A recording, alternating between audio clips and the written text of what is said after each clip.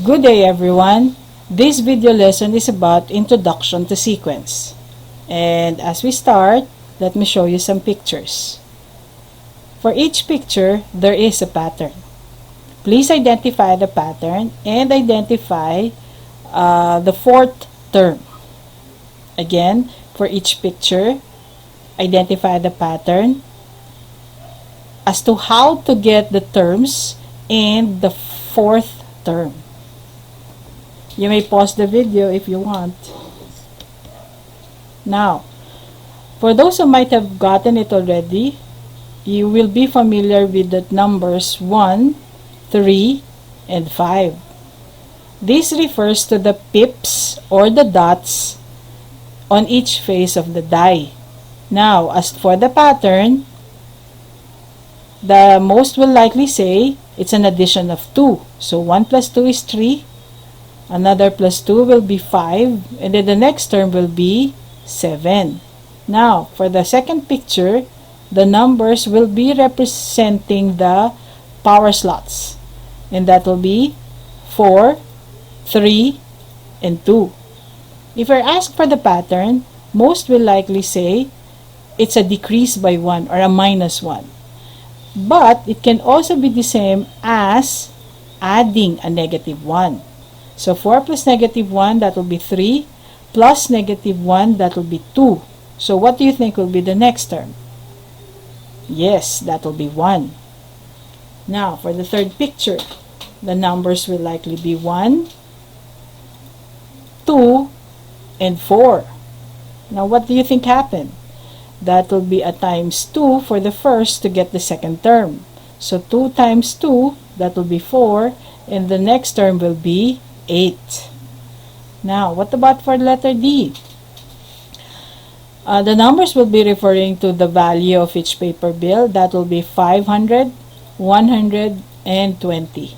What do you think happened? Most will likely answer or each number will be divided by 5 to get the next term. And it can also be the same as times 1/5. So 500 times 1/5 is the same as 100. 100 times 1/5 equals 20. Now, what do you think will be the next term? That will be 4. So, in our study of sequence, what or how do we get the next terms? We either add or multiply n. Yes. Next, what do we add to get the next term? Is it a fixed number? No. We can either add an n or a negative n. And adding a negative n is the same as subtraction. Now, what trend do we see if n is added? Yes, there are increasing terms. What if negative n is added? Can you think about that? Yes, that will be decreasing, or the terms will be decreasing. Next, what trend do we see if n is multiplied to the terms? So for the last two examples, what happened if we multiplied the terms by n? Naturally, the terms are increasing. What if it's multiplied by 1 over n? 1 over n. So it's a fraction. The terms will be decreasing, and it's the same as dividing the terms. What if negative n is multiplied to the terms? Yes, we did not do that in the examples, but can you think about that? Yes, there will be alternating signs. So, for example, you have the 1 as the first term times a negative 2. Therefore, the second term is negative 2. Multiply that again by negative 2. That will be a 4. And it will keep on having alternating signs. Now, before we proceed, let's recall basic operations of integers. So, what's 2 plus 3 times 5? We know for a fact that 3 times 5 should be done first. Therefore, that will be 2 plus 15. And that will total to 17. What about 2 times 3 plus 5? Again, multiplication should be done first. And that will be 6 plus 5 equals 11. What if you're given 2 raised to 3? So you now have a base and exponent. And that should mean 2 times 2 times 2. And base and exponents are never multiplied. Please be reminded of that. Therefore, this is 8. For the next example, we have 3 times 5 squared. This time we have a base and exponent and then a multiplication. Which should be done first? You must know that it should be the exponent first. So 3 times 5 times 5. And that will give you 25 times 3. Finally, it should be 75. Now, for sequence, a common question will be find the first 3 terms. And you will be given a general equation which looks like this. And it's read as a sub n equals 2n minus 3. So, what does first 3 terms mean? That will be, as the variable n suggests, it can assume any value, but in this case, it can assume the values 1, 2, and 3 only, since the problem was asking for the first 3 terms. So, for the first term, n will be changed to 1. Therefore, a sub 1 equals 2 times 1 minus 3. That's 2 minus 3 or negative 1. Changing n again to 2, that will be a sub 2 equals 2 times 2 minus 3, which is the same as 4 minus 3 or 1. For the third term, changing n to 3 will be a sub 3 equals 2 times 3 minus 3. That will be 6 minus 3 or 3. Next, the terms now, the problem reads find the first 3 terms. So this is only the solution. This should be your final answer. The terms are negative 1, 1, and 3. Similarly, the formula a sub n equals 2n minus 3 will generate the sequence negative 1, 1, and 3. Specifically, the first term is negative 1, written as a sub 1 equals negative 1. The second term is 1, written as a sub 2 equals 1. And the third term is 3, written as a sub 3 equals 3. This notation, or writing notation, just specifies how to name all the terms. How to name all the terms of the sequence. Continuing. This time, you're asked to find the first 4 terms. So, if earlier we had n equals 1, 2, 3, this time n will be equal to 1, 2, 3, and 4. And for the first solution, you will have 3 times 1 squared plus negative 4. Again, exponent should be simplified first. So, 1 squared, that's 1. 1 times 3. That's 3 plus negative 4, that's negative 1. For the second term, that's 3 times 2 squared plus negative 4. Simplify the exponent first. That will be 3 times 4 plus negative 4.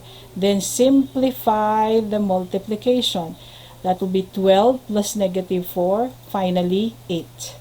For the third term, change n to 3. That will be 3 times 3 squared plus negative 4. Again, exponents first. That will be 9 times 3 plus negative 4. And then multiplying the numbers, you will have 27 plus negative 4. Finally, 23. These are all the solutions for a sub 1, a sub 2, and a sub 3. Are you finished with this solution?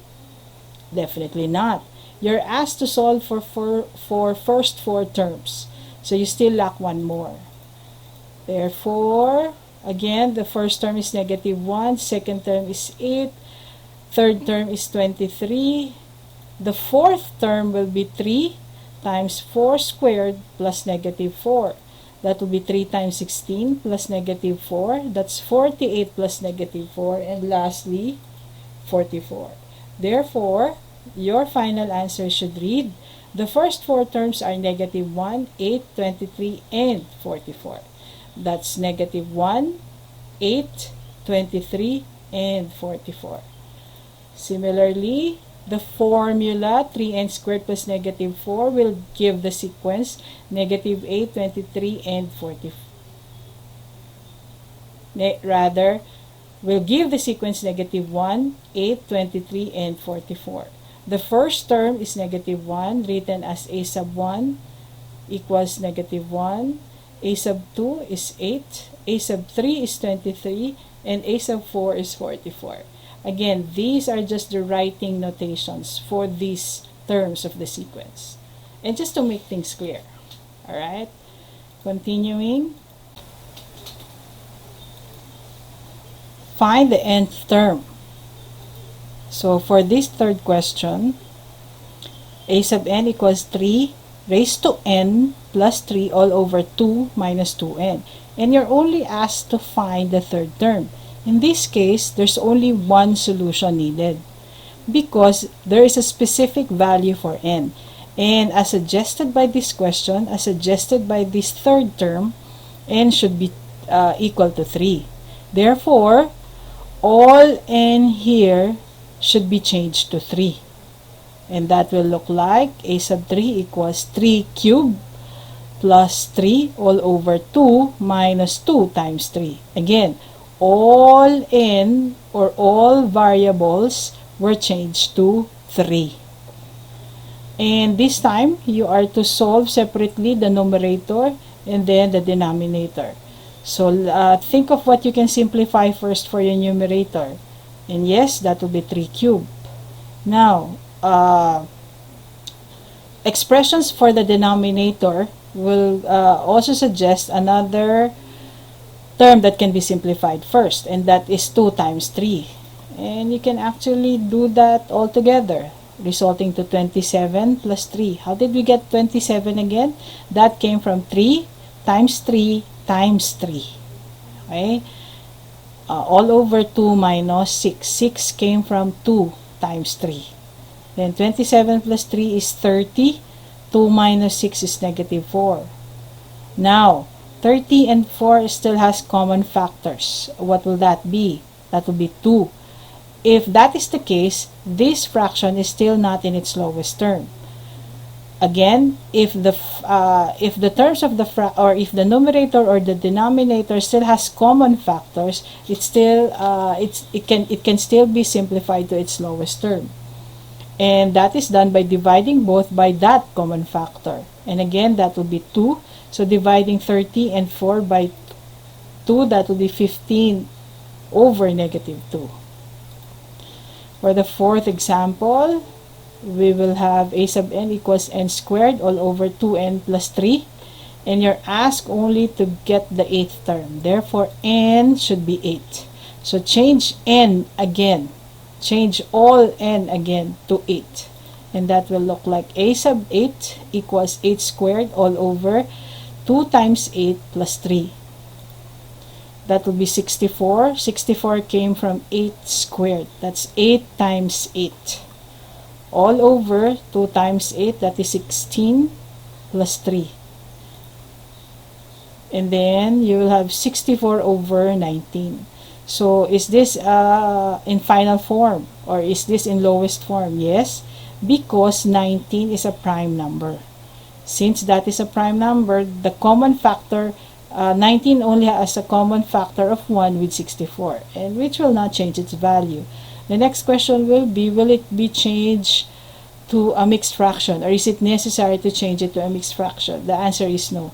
You can keep this improper fraction as a final answer. And I guess that's it. Thank you for listening. Have a nice day and keep safe, everyone.